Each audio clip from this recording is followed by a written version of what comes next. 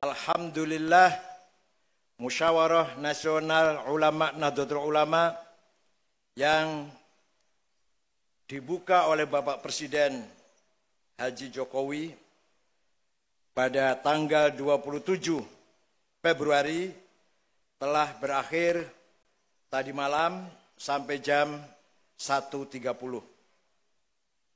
Terakhir, pleno mengesahkan keputusan-keputusan komisi-komisi baik yang berkaitan dengan agama yaitu musyawarah ulama maupun yang berkaitan dengan organisasi yaitu konferensi besar.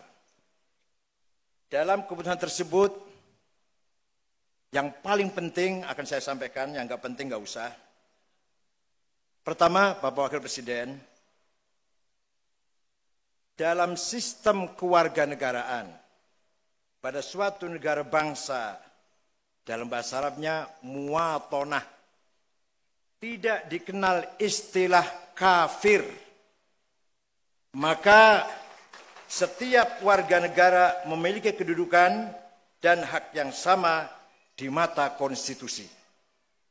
Kalau kita terangkan sedikit, istilah kafir berlaku ketika Nabi Muhammad di Mekah, yaitu untuk menyebut nama orang-orang penyembah berhala paganis yang tidak memiliki kitab suci, tidak memiliki agama yang benar. Animis lah boleh dikata, gnostik, klenik. Tapi setelah Nabi Muhammad hijrah ke kota Madinah, tidak ada istilah kafir untuk warga negara Madinah yang non-muslim.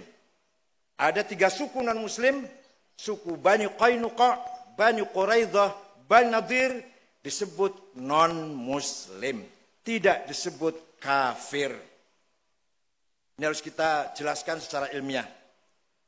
Ya enggak apa-apa, saya sendiri sering dikafirkan orang. Yang kedua, berdasarkan konstitusi, Indonesia bukan darul fatwa, tidak ada norma konstitusi kita yang namanya darul fatwa. Maka tidak boleh ada lembaga yang mengeluarkan fatwa kecuali Mahkamah Agung. Selain Mahkamah Agung tidak boleh mengeluarkan fatwa. Nahdlatul Ulama tidak mengenal istilah fatwa, adanya cuma hasil musyawarah nasional ulama. Bukan fatwa, bukan. Hasil musyawarah. Bukan, karena Indonesia bukan negara agama. Beda dengan negara Timur Tengah yang ada mufti. Namun sejurus dengan itu, tidak boleh ada warga negara Indonesia yang tidak beragama. Maka ada Kementerian Agama, tapi tidak ada Darul Fatwa. Ketiga, oleh karena hanya institusi yang diberi mandat oleh konstitusi dan peraturan perundang-undangan yang sah yang boleh mengeluarkan fatwa, maka NU menegaskan tidak satupun lembaga yang berhak mengatasnamakan dirinya sebagai mufti memegang otoritas fatwa. Keempat, sampah plastik. Ini Indonesia juara kedua ini. Juara kedua dalam sampah plastik setelah China. Sampah plastik yang sudah menjadi persoalan dunia disebabkan oleh faktor industri dan rendahnya budaya masyarakat menyadari risiko bahaya sampah plastik. Oleh karena itu, penanganan sampah plastik harus memasukkan elemen budaya sehingga terbangun cara pandang dan perilaku masyarakat terhadap pentingnya menghindarkan diri dari bahaya sampah plastik. Tadi malam juga agak alot, orang yang melanggar itu hukumnya seperti apa?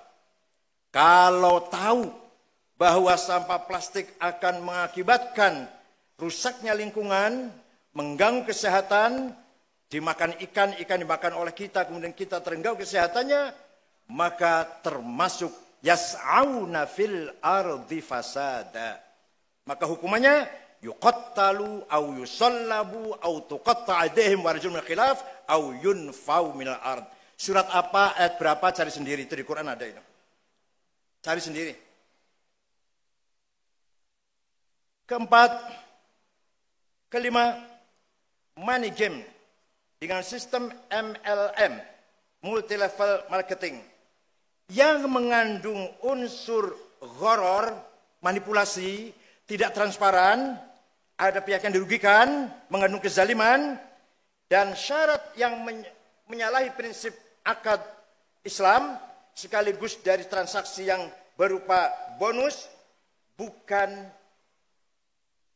barang, tapi bonus, maka hukumnya haram. Tapi kalau memenuhi syarat yang normatif, yaitu transparan dan mendapatkan bonus selain barang, maka itu baru dihalalkan. Perdebatan agak seru juga kemarin, karena memang ada yang menghalalkan, sebagian ulama menghalalkan, tapi dengan syarat-syarat sampai 12 syarat kira-kira. Terakhir, ini yang paling penting terakhir, optimalisasi peran Nahdlatul Ulama turut serta menyelesaikan konflik internasional dan mewujudkan perdamaian dunia dengan semangat Islam Nusantara. Islam yang damai, Islam yang harmonis, Islam santun, anti kekerasan, anti radikalisme.